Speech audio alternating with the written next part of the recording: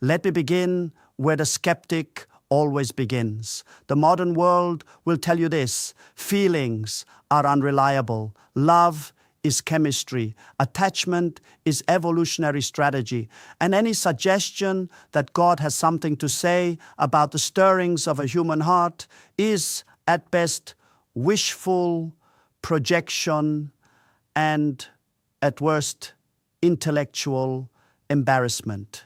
I have stood in lecture halls, I have read the arguments, and I will grant the skeptic this much: feelings unmoored from truth are unreliable. But here is precisely where the worldly argument collapses under the weight of its own logic. If love is only chemistry, why does every human civilization, without exception, build rituals around it? Why do we write poems and not just prescriptions? Why does betrayal feel not merely inconvenient, but wrong? Because, as I have argued in my work on the moral law, there is a standard written into us that we did not write ourselves. C.S. Lewis called it the Tao. I call it the fingerprint of a personal God. And that fingerprint appears nowhere more clearly than in the human capacity for deep, sacrificial, particular love. The kind that says, not everyone, you, specifically, irreplaceably you. There's a longing so ancient and so universal that every culture has tried to name it. The poets reach for metaphor. The philosophers reach for abstraction. The romantics reach for another person across a candlelit table, hoping, desperately, privately hoping, that if this one sees all of me, they will not leave. That longing has a name, and it is not weakness. It is the most honest thing about you. The modern world has grown suspicious of it.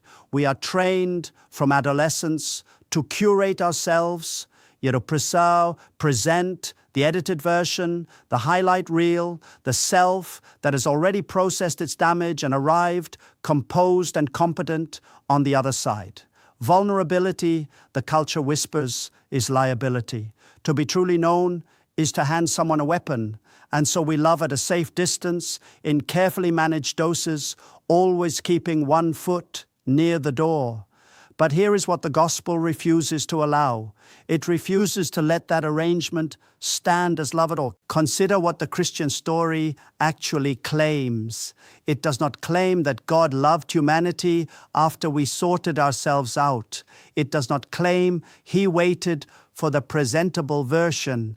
The entire architecture of Scripture moves in precisely the opposite direction. A God who sees the full account, the unedited record, every self-deception and cruelty and quiet cowardice, and who moves toward us anyway, not with pity that condescends, not with tolerance that keeps its distance, but with a love that enters the mess, takes on flesh, and pays the full cost of knowing us completely. That is not sentiment. That is a theological statement about the nature of reality. It means that being deeply known and deeply loved are not in tension with each other. In the economy of God, they are inseparable. Knowledge is the precondition of genuine love, not its enemy. You cannot truly love what you have never truly seen. This is what I mean when I say it is the very grammar of the gospel, the structural logic beneath the whole story. Grammar is not decoration. Grammar is the system that makes meaning possible at all. And the system God operates within is one where love is not diminished by full disclosure. It is confirmed by it, which means the longing you carry, that ancient, embarrassing, inarticulate hunger to be fully seen and not abandoned, is not a character flaw to overcome. It is a theological instinct. It is the soul recognizing the shape of what it was made for. You were not designed for managed love. You were designed for the kind that has seen everything and still says, I am not going anywhere. That is not a fairy tale. Fairy tales are escapes from reality. This is the deepest truth about reality itself. The cross is the proof. Grace is the grammar. And you, exactly as you are, fully known, are the object of it. We live in an age of emotional self-fortification. From the earliest conversations we have about love, in school hallways, in therapy offices, in the comment sections that have become our generation's town squares,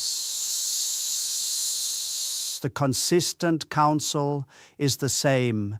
Protect yourself, build the wall before someone else builds it for you, guard your energy, know your worth, and let that knowledge function as a shield rather than a gift. And I do not say this to mock the wounded. Many who carry those walls built them brick by brick from real pain, real betrayal, real moments where openness was punished and trust was weaponized. The world is not wrong that hearts can be broken. Where the world is catastrophically wrong is in its conclusion that the solution to a breakable heart is an impenetrable one. Because here is the philosophical error buried inside that counsel. It assumes that self-preservation and self-fulfillment are the same project. They are not. In fact, they are nearly opposite. The self that is perfectly protected is perfectly sealed, and a sealed vessel, however ornate, cannot pour. It cannot nourish. It cannot become what it was designed to be.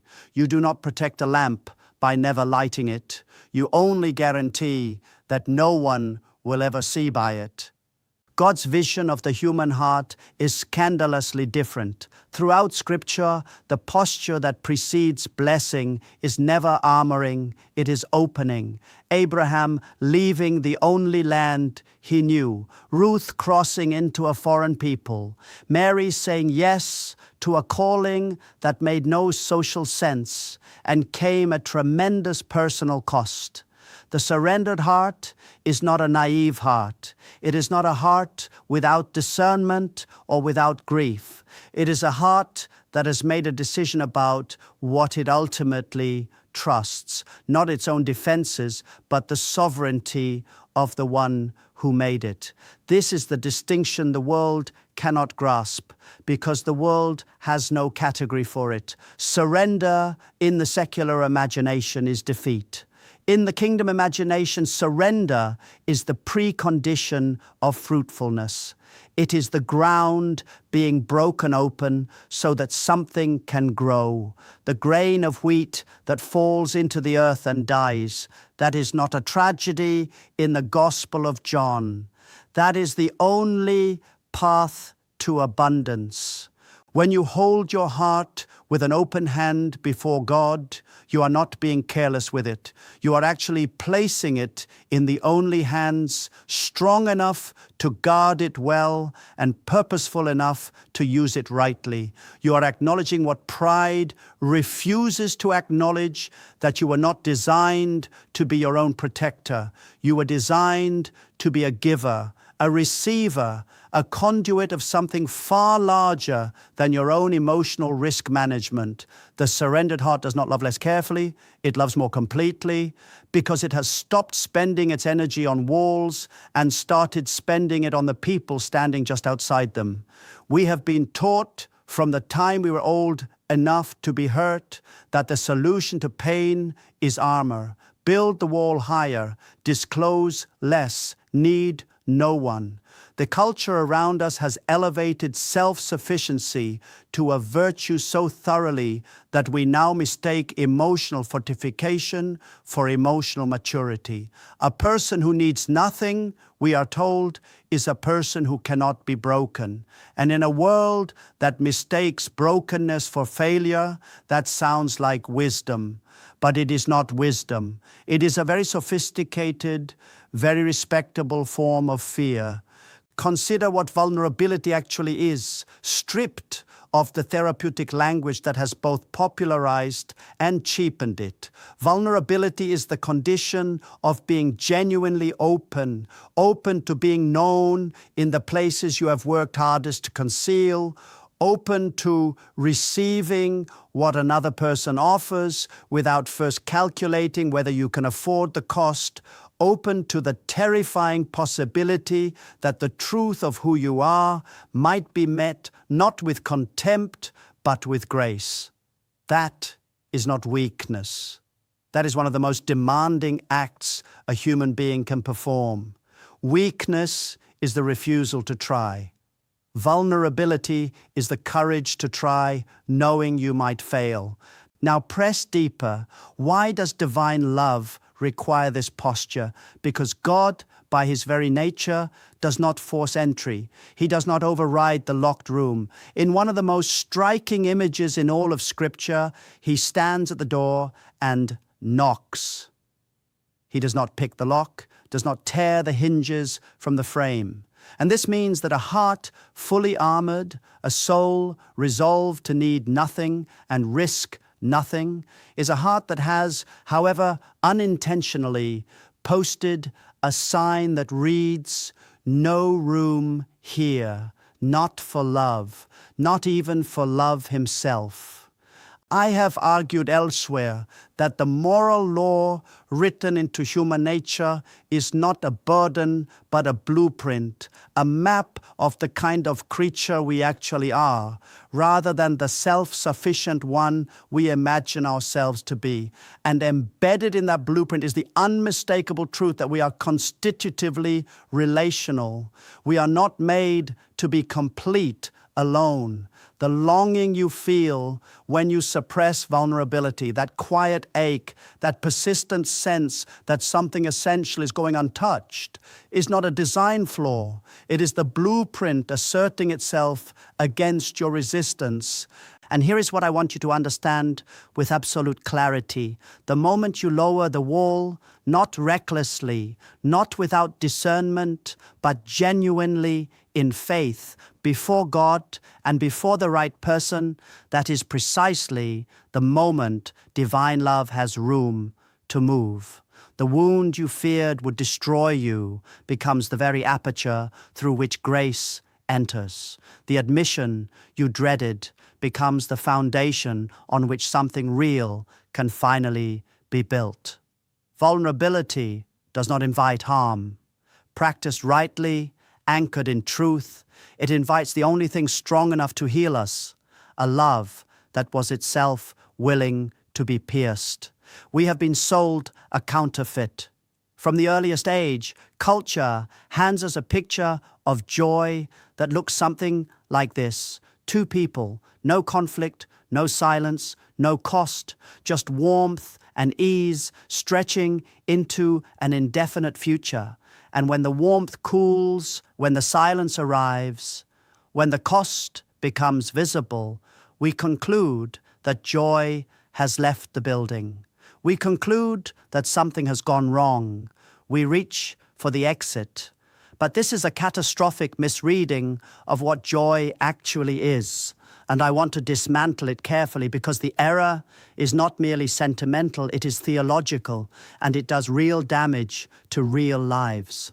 Joy, as I have argued at length, drawing from the thought of C.S. Lewis, is not a thermometer reading of your current emotional comfort. It is not the name we give to the absence of difficulty. Lewis himself was ruthlessly clear on this. Joy is a kind of longing, a deep and serious thing, a signpost pointing beyond itself toward the source from which all good things flow. It is not the destination, it is the arrow. And arrows, by their nature, pass through resistance before they reach their mark. Consider what love actually involves at its most honest. It involves beholding someone in their weakness and choosing to stay. It involves being misunderstood by the person you most want to understand you and returning to the table anyway. It involves the particular ache of caring more about another person's flourishing than your own immediate ease. None of that is painless. All of it can be joyful, not despite the pain, but threaded through it, sustained by something the pain cannot touch. That something is the presence of God.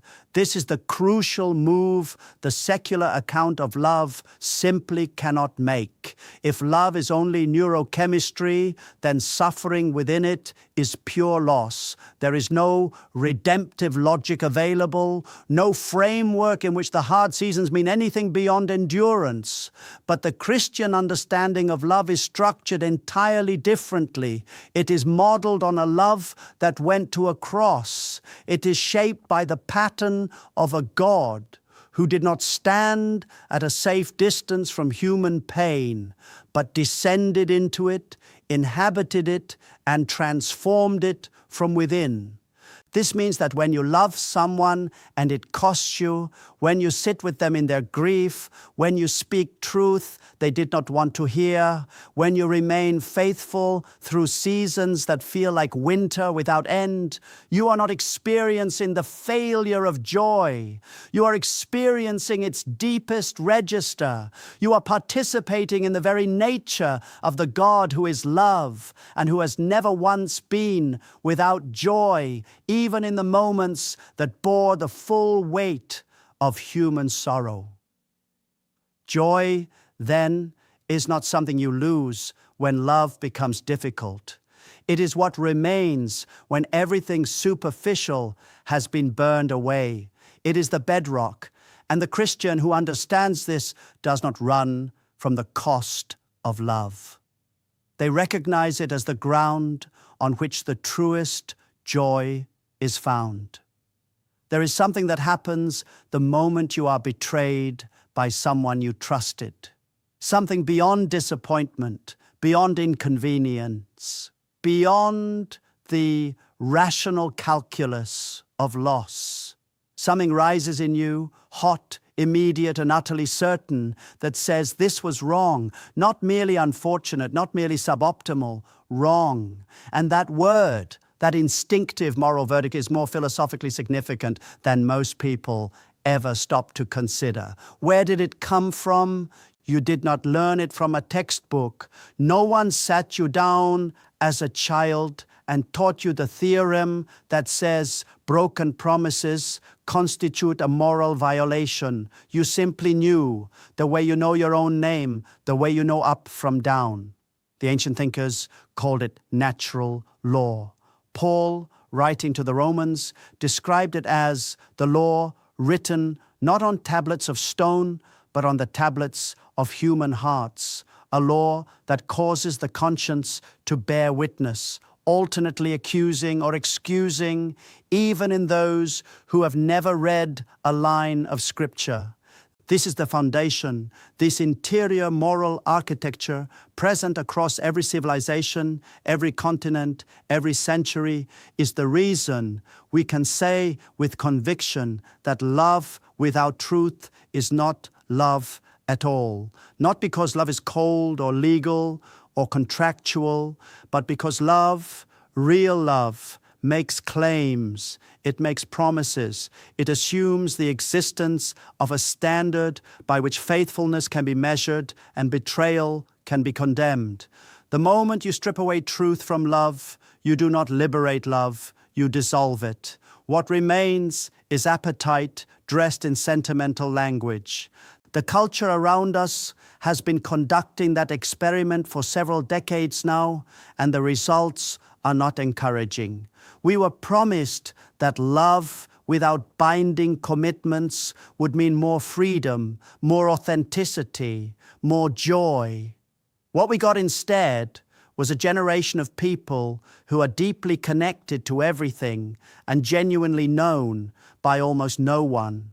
We got intimacy without covenant, feeling without fidelity, and the particular loneliness that comes from being surrounded by people who like the version of you that is useful to them. This is not cynicism, this is diagnosis. And the moral law is what makes the diagnosis possible, because the moral law is what tells us something has gone wrong, not just pragmatically, not just statistically, but morally. The ache people feel at the center of loveless relationships is not merely psychological. It is the sound of a soul bumping against the shape of what it was designed for.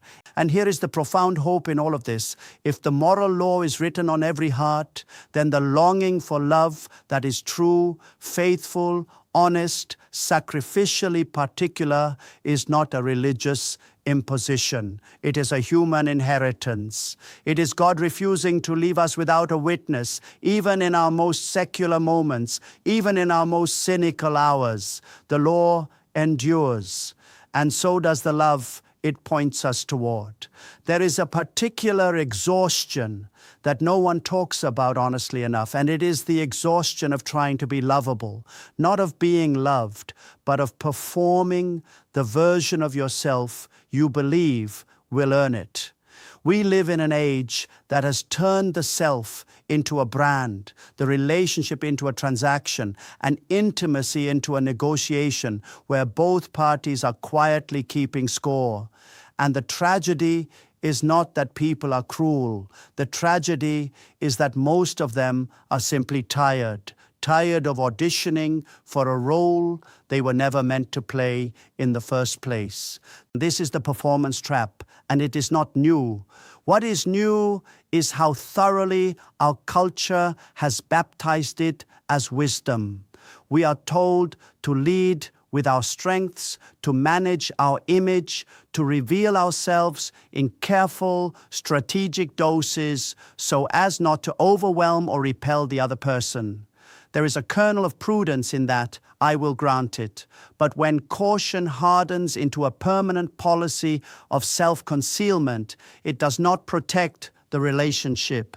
It prevents one from ever existing. Because here is what performance cannot do. It cannot be known. You can admire a performance, you can be entertained by it, even moved by it, but you cannot truly know it because a performance is by definition curated. It is the self with the difficult parts edited out, the fears smoothed over, the wounds dressed up as strength. And if the other person falls in love with that curated version, they have not fallen in love with you. They have fallen in love with the character you wrote for their approval. That is not intimacy. That is a very elaborate loneliness. The Christian understanding of grace dismantles this entirely. Grace, by its very nature, operates in the opposite direction of performance. Grace is not awarded to those who have demonstrated sufficient worthiness. It is given freely without condition to those who have brought nothing but their actual selves, broken, unpolished, unable to pay the debt. The cross is not a reward for good performance. It is the intervention of love into the place where performance has utterly failed. That is the logic of the gospel, and it is the only logic strong enough to hold two people together across years and disagreement and change and loss. What this means practically is that the bond you are trying to build, whether it is just beginning or whether it is decades in and fraying at the edges, cannot be repaired or deepened by trying harder to seem better. It can only grow in the same soil the cross grew in: honesty, sacrifice, and the willingness to be fully seen by someone who chooses to stay anyway. That choice, freely made without performance as its foundation, is the closest thing to divine love that two human beings can offer each other. And it is available to you, not when you are finally impressive enough, but right now, exactly as you are. We live in an age that has elevated self-protection to the level of virtue. The culture whispers it constantly in 1,000 quiet ways, through the language of boundaries weaponized as walls, through irony deployed as armor, through the slow, socially rewarded retreat into the self that passes today as wisdom. We are told with great sincerity that guarding your heart is maturity, that holding back is health, that the person who gives least is the person who suffers least, and therefore the person who lives best. And I will be honest with you, there is a grain of truth in it. Discernment is real. Prudence is a virtue. Not every person deserves access to the innermost room of your soul. I have never argued otherwise. But there is an enormous and catastrophic distance between discernment and cowardice, and our generation has collapsed that distance entirely so that we can no longer tell one from the other. What C.S. Lewis described so searingly in The Great Divorce was precisely this, that the souls in the grey town did not choose hell dramatically or defiantly. They simply chose again and again the slightly smaller thing, the safer option, the retreat. They contracted inch by inch until there was very little of them left to give. And then they called that little remainder their identity and defended it ferociously. That is not wisdom. That is a slow disappearance dressed in the language of wisdom. The Christian is called to something categorically different. Not recklessness, let me be precise, but courage. And courage, by definition, requires that something real is at risk. You cannot be brave in the absence of danger. You cannot love courageously without the genuine possibility of loss. The moment you engineer the feeling of love while eliminating all exposure to rejection, to misunderstanding, to the sheer unbridgeable otherness of another person, you have not protected love. You have replaced it with a simulation. The great divide I am speaking of is the one every human soul must face, the chasm between the known safety of self-enclosure and the unknown territory of genuine self-giving. Every person you have ever admired for the quality of their love. Every parent who exhausted themselves for a child. Every friend who stayed when leaving was easier. Every soul who said the true thing at the cost of the comfortable thing. Each of them crossed that divide. Each of them felt the vertigo of it. None of them crossed it because it felt safe. They crossed it because they believed in something larger than their own comfort. That belief for the Christian has a name and a face. It is Christ on the cross, arms open, holding nothing back, at maximum exposure, loving at maximum cost. That is the template. That is the standard. And every time you choose courageous love over calculated self-preservation, you are not simply being emotionally generous, you are enacting the gospel with your life. You are making the invisible God briefly, unmistakably visible. That is the boldest act a Christian can perform, not the sermon, not the argument, the crossing. We live in an age that has reduced the language of the heart to the language of the algorithm. Swipe left, swipe right, match, unmatch. The culture tells you that when someone has feelings for you, it is a biological event. Neurons firing, dopamine releasing, evolutionary instinct doing its ancient impersonal work. And if that is all it is, then it means nothing beyond itself. It is a signal, not a summons.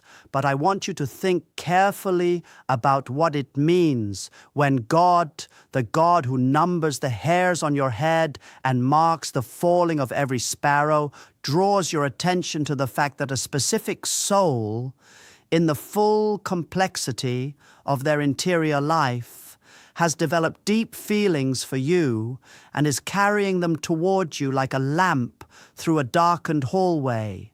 That is not coincidence dressed in spiritual language. That is providence operating with characteristic precision. The word appointment matters here. An appointment is not accidental. It is not the byproduct of proximity or circumstance alone. It is the intersection of two trajectories that someone with sufficient authority and sufficient knowledge arranged to meet. When God ordains that another person's heart should turn toward yours, with depth, with seriousness, with the kind of feeling that does not evaporate at the first inconvenience, He is doing what he has always done throughout redemptive history. He is positioning people. He positioned Ruth before Boaz. He positioned Esther before a kingdom. He does not position people for trivial reasons. He positions them because something of eternal consequence is about to be built.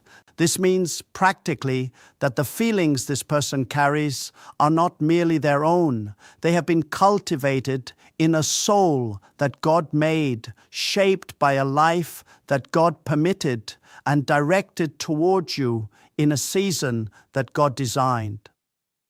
To dismiss that as mere emotion, to wave it away with the cynicism our age has handed us as counterfeit wisdom, is not sophistication. It is spiritual blindness wearing the costume of self-protection. Now, a divine appointment does not mean effortless. Every appointment in Scripture came with weight.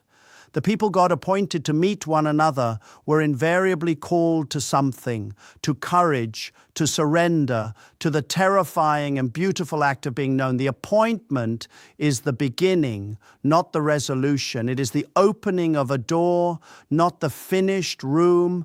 And this is where the Christian must stand differently from the world. The world receives another person's feelings as a transaction to be evaluated. What do I gain? What do I risk? What is my exposure? The Christian receives another person's feelings as a stewardship. Someone made in the image of God has placed something sacred and fragile in your direction. That deserves not calculation, but reverence. So when God says someone special carries deep feelings, and they are ready to tell you, straighten your spine, open your hands, and understand clearly, you are not being handed a moment. You are being handed a ministry.